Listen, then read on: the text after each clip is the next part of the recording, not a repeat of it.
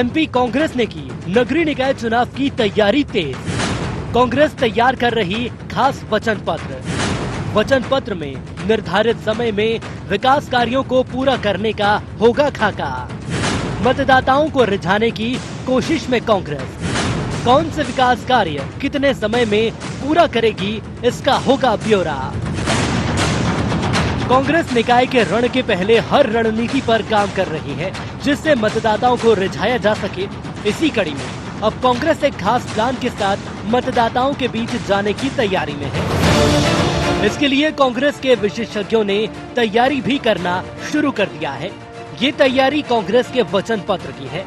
स्थानीय विकास के एजेंडे पर तैयार होने वाले वचन पत्र में इस बार कांग्रेस टाइम बाउंडेशन के अंदर विकास कार्यों को पूरा करने का वादा भी जनता से करेगी। कांग्रेस की माने तो हमारी सरकार जब प्रदेश में बनी थी तब भी हमने वचन दिया था, उसे पूरा करके दिखाया था। कांग्रेस की तैयारी एक सिस्टम में, एक डेमोक्रेसी में विश्वास करते हुए है तैयारी है और उसी के बिल को लेके वो जनता के बीच में जा रही, सवालों को लेके जा रही, जनता की चिंताओं को लेके उनके बीच में जा रही, अपने जो है कार्यक्रम लेके बीच में जा रही। हमने जो 15 महीने में काम किया है उसका डेमोन्स्ट्रेशन लेके जा रही और इसके बाद जनता है आशीर्वाद देगी, हम खड़े होंगे। जो हमारे प्राथमिकता के वचन थे उन्हें हमने तो 11 महीने में पूरा किया, 15 महीने में पूरा किया। तो टाइम वेस्ट जो सोच है वो तो उनकी है ही है कमलनाथ जी की। और आज हमारी अगर जो है सरकारें आती हैं इसमें नगर निगमों में, नगर पालिकाओं में, तो हम गांव-गांव ये काम करके दिखाएंगे। निकाय के लिए कांग्रेस की तैयारी पूरी है। कमर कसकर वह जनता के बीच जाएगी। वहीं बीजेपी कांग्रेस के प्लान पर चुटकी लेने के साथ ही निशाना साधते हुए नजर आ रही है। देखिए 70 सालों में कांग्रेस के घोषणा पत्र हों, वचन पत्र हों, केवल ढकोसला पत्र साबित हुए हैं, पाखंड पत्र साबित हुए हैं 70 सालों में। 2019 के घोषणा पत्र में भी इन्होंने किसानों के बारे में कही, उससे भी पलटने का काम अभी कर रहे हैं। तो ये सदा से धोखा देने वाले लोग हैं, इनका कोई मायना। पिछले 2018 के वचन पत्र के बाद में जब सरकार में आए तो उससे सिद्ध हो गया कि कांग्रेस जो कहती है वो करती नहीं, जो करती है वो लूटने का काम है, बाकी जनता से कोई सरोकार नहीं। ये तो साफ है कि बाय इलेक्शन का रण हारने से भले ही कांग्रेस का प्रदेश की सत्ता में आने का सपना ही रह गया हो, लेकिन निकाय के रण में कांग्रेस शहर सरकार में कमबैक करने की कोशिश में है। ऐसे में ये तो साफ है कि निकाय का रण भी आम चुनाव से कम दिलचस्प नहीं रहने वाला। IND24 के लिए कैमरा पर्सन लक्ष्मी नारायण बाथम के साथ आकाश सैन की रिपोर्ट।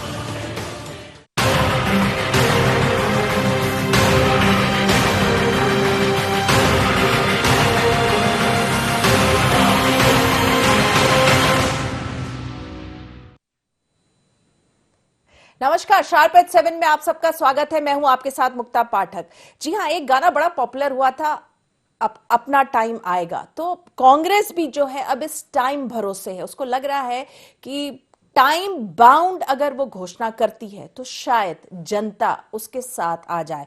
नगरीय निकाय चुनाव की आहट है, सुगबुगाहट है और इसी बीच जो है कांग्रेस नगरीय निकाय चुनाव से पहले जो वचन पत्र लाने वाली है उसमें जितनी घोषणाएं वो कर रही है उसमें वो टाइम फ्रेम एक डाल रही है, टाइम बाउंड कर रही है और उससे लग रहा है शायद उसका समय आ जाए। उसका समय वैसे आया था 2018 में जो विधानसभा चुनाव हुए थे, लेकिन वो समय उसके हाथ से फिसल गया, सत्ता फिसल गई। लेकिन फिर से शायद कांग्रेस को लग रहा है कि इस टाइम बाउंड के साथ, समय के साथ शायद वो एक बार फिर से सत्ता पे काबिज हो पाए। तो हम इसी पे आज डिस्कशन करेंगे। हमारे साथ स्टूडियो में मौजूद है हमारे editor in chief Sunil Srivastava ji, मेरे साथ फोन लाइन पे मौजूद है दीपक जोशी जी और विपिन वानखेड़ी जी। आप सबका शार्प एट 7 में बहुत बहुत स्वागत है। सबसे पहले तो विपिन वानखेड़ी जी आपके पास आऊंगी, क्या कहेंगे आप? टाइम बाउंड अब घोषणा करेगी कांग्रेस, इससे क्या फायदा आप देख रहे हैं कांग्रेस के लिए आने वाले नगरीय चुनाव में?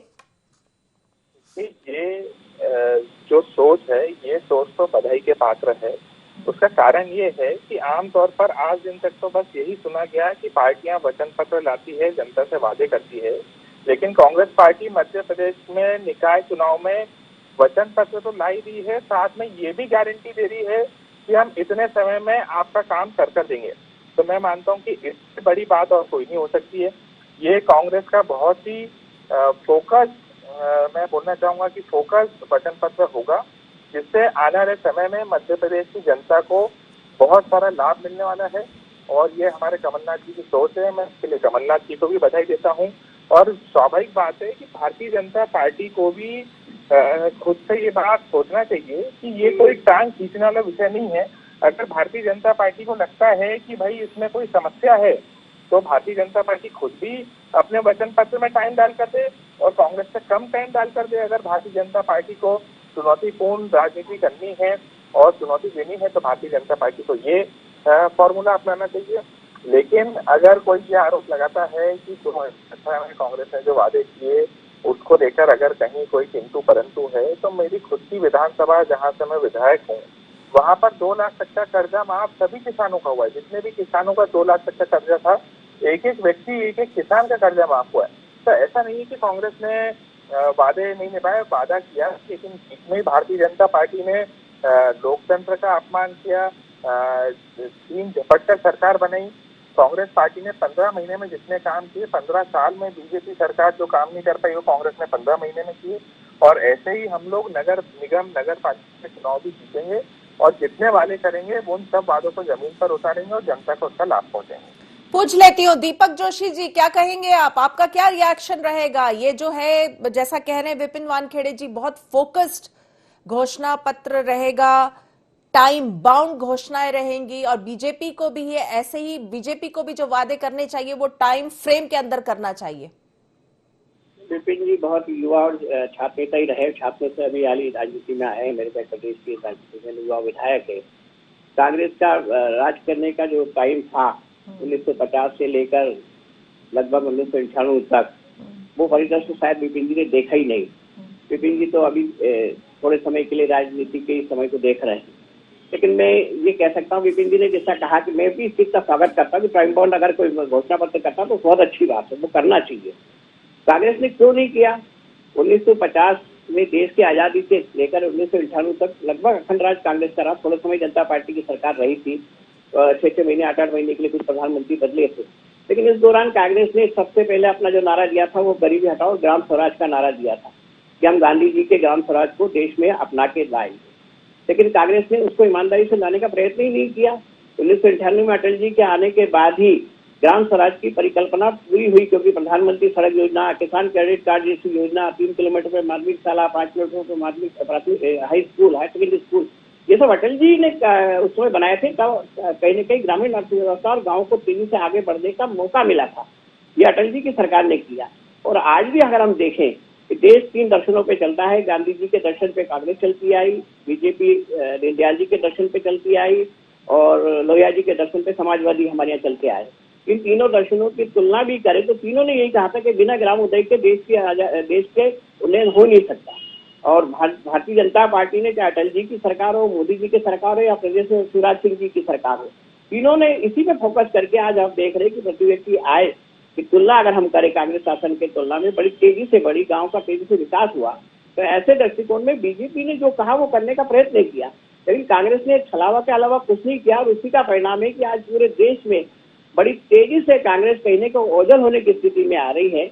और अगर कांग्रेस ये काम करती है, अगर वैसे तो नगर निगम चुनाव में मेरे ख्याल से एक बहुत अच्छी सफलता मिलेगी नहीं, और कहीं मिल जाए इसका दुक्का जगह, तो मैं तो यही कहूंगा कि वो इस चीज को करे तो एक मॉडल के रूप में साबित होगा, लोकतंत्र की मजबूती में एक अच्छी चीज साबित होगी और इसको होना भी चाहिए।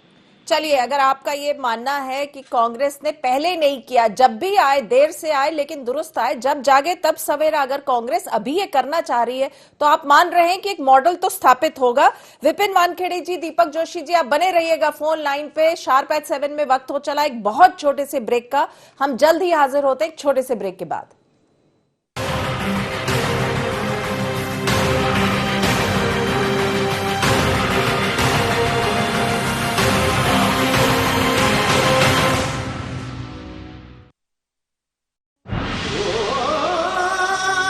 कोई खास है, कोई बात है,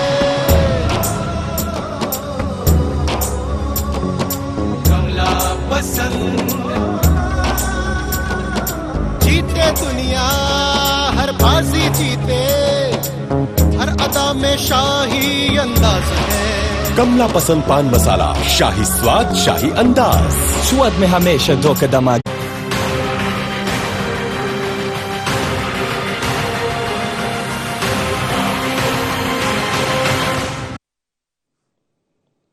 ब्रेक के बाद आप सबका एक बार फिर से स्वागत है। तो हम बात कर रहे हैं किस तरह कांग्रेस जो है नगरीय निकाय चुनाव के लिए एक टाइम बाउंड जो है वचन पत्र ला रही है। सुनील जी, आपके पास आऊंगी। आपने कांग्रेस को कई सालों तक कवर किया है, आप इसको किस रूप में देख रहे हैं?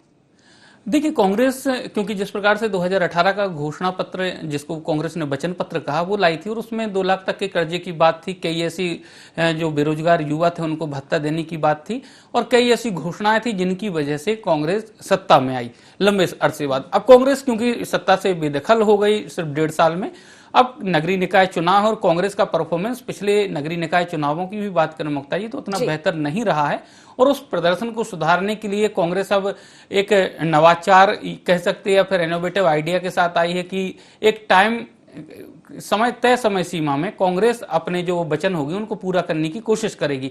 हालांकि अभी सिर्फ कांग्रेस ने इस प्रकार की बात कही है, कांग्रेस नेताओं ने, अभी वो विशेषज्ञों से, जो अलग अलग विशेषज्ञ हैं उनसे बात करेंगे कि आखिर कोई काम, अगर कोई घोषणा होगी तो आखिरकार टेक्निकल पॉइंट से देखते हुए उसको जमीन पर लाने के लिए और पूरा करने के लिए कितना समय लगेगा, उस आधार पर घोषणा पत्र, जिसको ये वचन पत्र कह रहे हैं, वो तैयार होगा। तो ये देखना होगा अगर इस प्रकार का काम मुक्ता जी कांग्रेस करती है कि एक तय समय सीमा में काम करेगी, तो ये वाकई में सराहनीय पहल होगी। और हिंदुस्तान की राजनीति में क्योंकि अब इसी प्रकार के काम की जरूरत है। जैसे सरकार की अगर हम बात करें तो सरकार भी लोक गारंटी अधिनियम के तहत लोगों को जो जरूरी आवश्यक चीजें हैं उनकी गारंटी दे रही है कि इतने तय समय सीमा में, चाहे जाति, आय या दूसरे प्रमाण पत्र हों या दूसरी सेवाएं हों, उनके लिए एक समय निश्चित किया है, निर्धारित किया है और उसी निर्धारित समय में वो काम शासकीय लोक सेवा करके देगा। अगर नहीं देगा तो उस पर पेनाल्टी होगी। तो कुल मिलाकर अगर राजनीति में ऐसा प्रयोग होता है मुक्ता जी कि समय, तो मैं तो ये कहूंगा कि सभी राजनीतिक दलों को जो उनका घोषणा पत्र आता है उसमें एक समय सीमा तय करनी चाहिए और उस समय सीमा के भीतर अगर काम कितने प्रतिशत काम करते हैं उसका भी हिसाब इन राजनीतिक दलों को अगले घोषणा पत्र के समय देना चाहिए कि हमने कितनी % घोषणाओं को पूरा किया जो उन्होंने वचन पत्र या घोषणा पत्र में वादे किए थे। जी बिल्कुल, एकदम जैसे प्राइवेट कंपनियां काम करती हैं, आप उस हिसाब से कह रहे हैं, परफॉर्मेंस रिपोर्ट हो, वो एक बैलेंस शीट जो हो, प्रेजेंटेशन हो। विपिन वानखेड़े जी, आपसे पूछना चाहूंगी, ठीक है, ये देखिए, ये आइडिया तो बहुत अच्छा है, लेकिन क्या क्राइटेरिया कैसे तय करेगी आपकी पार्टी कि कौन सी घोषणा का कितना समय सीमा होना चाहिए? ये क्राइटेरिया तय करना ही बहुत बड़ा जो है, एक बहुत बड़ा टास्क रहेगा। मुक्ता जी, जब भी कोई घोषणा पत्र जारी किया जाता है तो उससे पहले टेक्निकल और फाइनेंशियल एस्पेक्ट पे उन सब विषयों को देखा जाता है कि आर्थिक रूप से क्या चीजें संभव हो सकती हैं और क्या चीजें संभव नहीं हो सकती हैं, क्योंकि स्वाभाविक बात है कि कोई भी योजना बनाई जाएगी तो उस योजना को लागू करने में कितना खर्च होगा, ये भी एक महत्वपूर्ण विषय रहता है। और इसी विषय को देखते हुए कैसे जनता को ज्यादा से ज्यादा वो योजना लाभकारी हो और कैसे उसे अपने आर्थिक बजट के ढांचे में हम फिट कर सकें, इस आधार पर हम घोषणा पत्र बनाएंगे और ये घोषणा पत्र साथ में समय देने की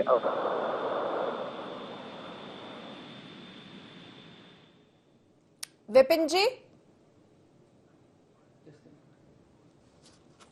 चलिए दीपक जोशी जी, आप क्या कहेंगे? जैसे मैंने बात अभी पूछ रही थी विपिन जी से, उनका कॉल डिस्कनेक्ट हो गया है। क्राइटेरिया कैसे तय होगा किसी घोषणा का कि कितने समय सीमा कैसे तय करेंगे आप लोग? नहीं, विपिन जी ने खुद ने स्वीकार किया कि तकनीकी ज्ञान लेने के बाद ही इसकी समय सीमा निर्धारित की जाएगी। बहुत अच्छी बात होगी, लेकिन मेरा ये मानना है कि आपको याद होगा कि किसानों की कर्ज माफी का कांग्रेस ने जो वादा किया था जी, इनके राष्ट्रीय अध्यक्ष थे राहुल गांधी जी, उन्होंने स्वयं ने उंगलियों पे गिन के बोला था 1 2 3 4 5 6 7 8 9 10 तक की गिनती गिनी थी और गिनती गिनने के बाद कहा था कि 10 दिन में अगर 2 लाख तक का कर्जा माफी होगा तो फिर सीएम 11वें दिन छुट्टी। ये 10 दिन का कर्जा माफ का जो वादा इन्होंने किया था वो उसे समय सीमा पे पूरा नहीं कर पाए, तो दूसरे वादे कैसे पूरे करेंगे, ये कहीं न कहीं सोचनीय विषय रहेगा। और मैं तो इतना जानता हूँ कि मध्य प्रदेश में देश की जनता का विश्वास कांग्रेस पर बड़ी तेजी से उठा है और कांग्रेस को अपने विश्वास को बनाए रखने के लिए कुछ ऐसे ठोस काम करना चाहिए। एक तो सकारात्मक विपक्ष की भूमिका निभाना चाहिए। अभी भी हम देख रहे हैं कि पूरे देश में कांग्रेस की जो भूमिका है वो सकारात्मक विपक्ष की नहीं है। आज कांग्रेस कहीं न कहीं वैसाखियों के सहारे पे चलने वाली पार्टी हो गई, जो हमारे देश की सबसे बड़ी राजनीतिक पार्टी हुआ करती थी। आज उसकी स्थिति इतनी दयनीय है, तो ऐसे दृष्टिकोण में कांग्रेस को सोचना चाहिए। लेकिन मैं फिर भी कहता हूं कि अगर कांग्रेस ये चीज लेके आती है तो ये ठीक बात है। इसका हम लोग मैं व्यक्तिगत रूप से कहीं न कहीं कह सकता हूं कि बहुत अच्छी चीज है और इसको आगे आने के लिए लोकतंत्र की परिपूर्णता के लिए ठीक भी बात है। जी बिल्कुल, सराहनीय कदम है ये, आप बार बार स्वीकार कर रहे हैं। विपिन जी, आपसे पूछना चाहूंगी, आप बीच में आपकी बात रह गई थी, तो आप जो कह रहे थे उसको कहिए। हाँ, तो मेरा मानना है कि ये एक प्रेरणा लेने लायक कदम है। देश की हर पार्टी को हर प्रदेश में इस कदम से प्रेरणा लेना चाहिए कि वचन पत्र जारी किया जाए और समय सीमा के साथ वचन पत्र जारी किया जाए। और जैसा कि दीपक जी बता रहे थे, दीपक जी मेरे बड़े भाई भी हैं। जब मैं NSY का अध्यक्ष था तो दीपक जी शिक्षा मंत्री थे, तो कई मर्तबा दीपक जी से मिलना भी होता रहा और दीपक जी सही राह भी दिखाते रहे हमें। लेकिन 10 दिन का जो राहुल गांधी जी ने वादा किया था, तो 10 दिन का भी इंतजार किए बिना कमलनाथ जी ने कुर्सी पे बैठते से 10 मिनट के अंदर तत्काल जो पहली फाइल पे साइन किया था वो किसानों की कर्जा माफी पर साइन किया था। और देखिए, किसी भी योजना को जमीन पर लागू करने में समय लगता है। लाखों किसानों का कर्जा माफ है। अगर शिवराज सिंह जी को या दीपक जोशी जी भी मंत्री थे, अगर इनको इतनी चिंता थी कि किसानों का कर्जा 10 दिन के अंदर माफ होना चाहिए, तो इन्हें सरकार चुनाव आने के पहले इनको पूरी तैयारी करवा कर जानी चाहिए थी कि कौन कौन से किसान का कितना कितना कर्जा बाकी है और कौन सी बैंक से है और किस प्रकार का कर्जा है। पूरा एक ढांचा पेपर वर्क को तैयार कर जाते, तो हम तो 10 दिन के अंदर भी कर्जा माफ कर देते। लेकिन क्योंकि जैसे ही सरकार बनी कांग्रेस की, उस ढांचे को तैयार करने में समय लगा। पूरे प्रदेश के किसानों की कर्जे की लिस्ट इकट्ठी करना, किस किसान का कर्जा कौन सी बैंक से है, किसका एक खाता है, किसका 4 खाता है, इन सब बातों का परीक्षण करना है। इस सब में समय लगता है। और कर्जा माफ हुआ, चरणों में कर्जा माफ हो रहा था। द्वितीय चरण तक कर्जा माफ हो चुका था। मेरे खुद के विधानसभा क्षेत्र में तो तीसरे चरण का कर्जा माफी, जो कि 2 लाख रुपए तक थी, 250 करोड़ रुपए कर्जा आगर जिले में माफ हुआ किसानों का।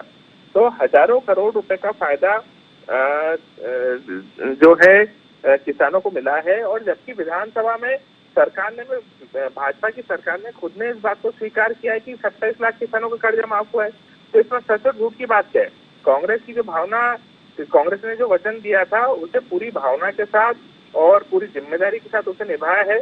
और अभी भी हम जितने भी वादे करेंगे उससे पूरी जिम्मेदारी के साथ। विपिन जी, ये जो किसान कर्ज माफी की हम बात कर रहे हैं, आप कह रहे हैं कि कांग्रेस की जो वचन था उस पे वो कायम रही, उसके इरादे नेक थे, लेकिन तो भी जनता ने तो आपको नकारा। चलिए, सत्ता जब 15 महीने बाद चली गई, जब उपचुनाव हुए उसमें भी तो जनता ने जो है वो वोट तो बीजेपी को ही दिया।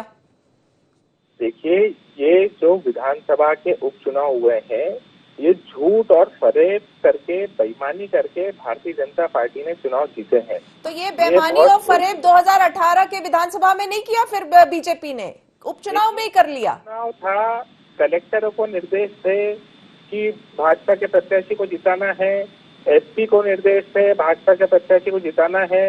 हर विधानसभा क्षेत्र में हर एक आंगनबाड़ी कार्यकर्ता, हर एक शिक्षक, हर एक आशा कार्यकर्ता, हर एक पटवारी, पूरे सरकारी अमले को उपयोग कर बीजेपी ने चुनाव लड़ा है। तो फिर जो थोड़े बहुत जो सीट्स, जो आपने सीट्स जीते, कांग्रेस ने लगभग 9 सीट जीते थे, फिर वो कैसे जीत लिए? देखिए, स्वाभाविक बात है, मुझे खुद को जो मेरा चुनाव जीतना था 30,000 वोटों से चुनाव की जीत होनी थी, लेकिन अंतर कम हुआ क्योंकि बेईमानी हुई, सरकारी अमले का उपयोग किया गया। हम कई मर्तबा कलेक्टर को, जिला प्रशासन को शिकायतें करते रहे, लेकिन कहीं सुनवाई नहीं हुई।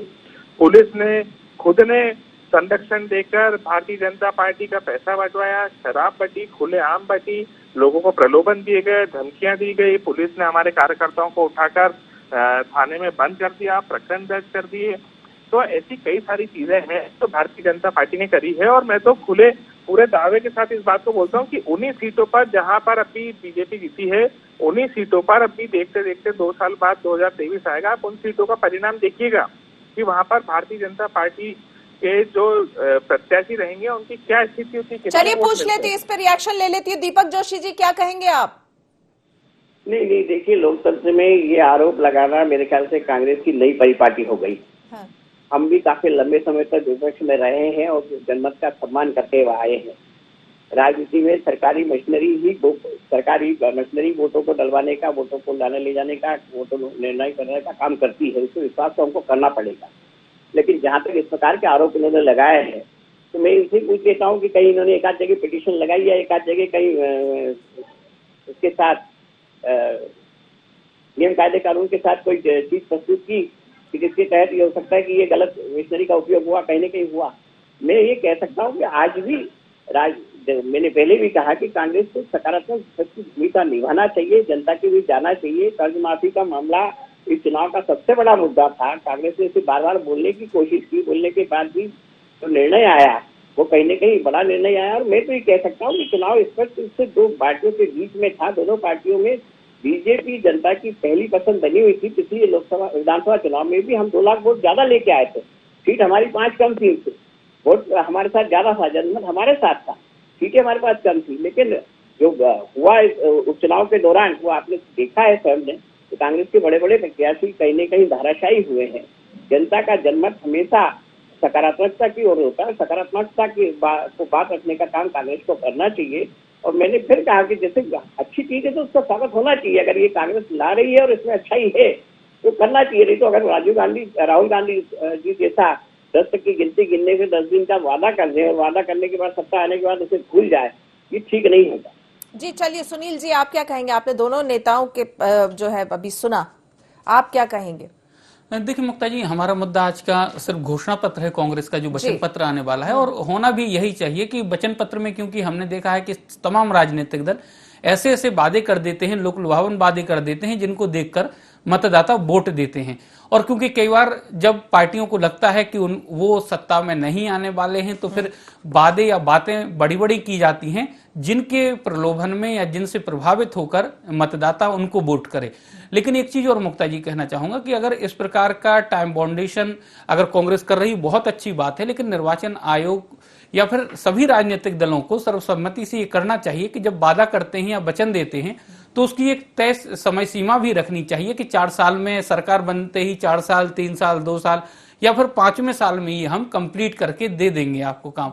इससे जनता को भी पता रहेगा, जो मतदाता है उसको भी पता रहेगा कि ये काम आखिर किस समय तक कंप्लीट हो जाएगा। कई हमने वादे ऐसे मुक्ता जी देखे हैं जो आजादी के बाद से कई सालों तक वो वादे ही चलते आए हैं। तो कहीं ना कहीं ये जनता के साथ भी धोखा है। और क्योंकि कई बार राजनीतिक परिचर्चाओं में हम लोग शामिल होते हैं, उस दौरान भी ये कहा जाता है, जनता भी लगातार, कई पब्लिक के लोगों ने मुझसे कहा है मुक्ता जी यहाँ तक कि अगर कोई बिल्डर या फिर कोई कंपनी जो वादे करती है उन वादों पर खरे नहीं उतरती तो उनकी कंप्लेन के लिए वो कहीं ना कहीं उपभोक्ता संरक्षण फोरम में जा सकते हैं, या फिर कई बार जो धोखाधड़ी करते हैं इस प्रकार की तो उनके खिलाफ थाने में भी मामला दर्ज होता है। लेकिन राजनीतिक दल खुलेआम जिस प्रकार के लोक लुभावन वादे करते हैं वो कंप्लीट नहीं करते हैं, तो उनके लिए क्या होना चाहिए? उनके लिए भी निर्वाचन आयोग को कोई गाइडलाइन तय करनी चाहिए कि लोक लुभावन वादे करने से पहले निर्वाचन जो राजनीतिक दल हैं वो कहीं ना कहीं प्रदेश की या देश की आर्थिक स्थिति क्या है, वो वादे पूरे हो सकते हैं कि नहीं, कितना समय उनको लग सकता है, ये तमाम बिंदुओं का जांच परीक्षण करने के बाद वो वादे करें तो बेहतर होगा और मतदाताओं के साथ साथ देश के साथ भी न्याय होगा। मुक्ता बिल्कुल, आपने जो बात की बेसिकली अकाउंटेबिलिटी तय करने की बात की, जैसे फोरम है जहां पे आप शिकायत करने जा सकते हैं, कंप्लेन करने, वो नहीं है राजनीतिक पार्टियों के खिलाफ, और अकाउंटेबिलिटी तय नहीं है। हालांकि कांग्रेस ने वादा किया है कि वो टाइम बाउंड घोषणा पत्र जो है इस बार लाएगी। विपिन वानखेड़े जी, दीपक जोशी जी, सुनील जी, आप सबका बहुत बहुत धन्यवाद। आपने इस डिस्कशन में हिस्सा लिया। तो हम बात कर रहे थे कि किस तरह नगरीय निकाय चुनाव से पहले कांग्रेस जो है एक टाइम फ्रेम के साथ घोषणा पत्र, वचन पत्र लाने वाली है और जनता को जो वादे करेगी उसका समय भी बताएगी कि इस समय तक हम ये वादे निभाएंगे। तो ये बात तो बहुत अच्छी है, पहल बहुत अच्छी है, लेकिन यही है कि वादे तो बहुत होते हैं। कोई भी पार्टी हो, पॉलिटिकल पार्टी, वो वादे करती है, घोषणा करती है, लेकिन यही है कि उसके जनता के पास कोई फोरम नहीं है। अगर वो वादे पूरे नहीं होती तो वो कहां जाए बोलने कि ये वादे पूरे नहीं हुए। और अकाउंटेबिलिटी भी तय होनी चाहिए कहीं ना कहीं पॉलिटिकल पार्टीज की। तो शार्प एट 7 में फिलहाल इतना ही। आप बने रहिए IND 24 के साथ। नमस्कार।